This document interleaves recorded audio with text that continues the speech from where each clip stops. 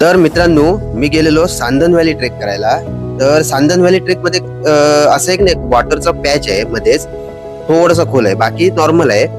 तर इथं ना असे काका छोटासा निळा ड्रम आहे ना, तो कापून तिथून पार करतात. त्याचे 20 रुपये घेतात ते.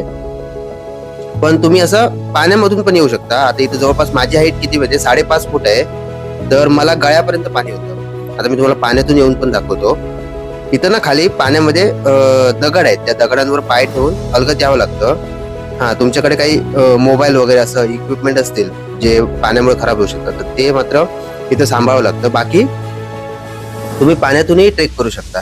बाकी पूर्ण ट्रेक आपण युट्यूब चॅनलवर टाकणार आहोत. तिथं तुम्हाला पूर्ण सांदन व्हॅलीची ट्रेक बघता येईल. पण हे बघू शकता, गळ्यापर्यंत ऑलमोस्ट पाणी इथं येतं.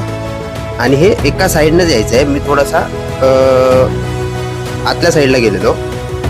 आणि हे बघा,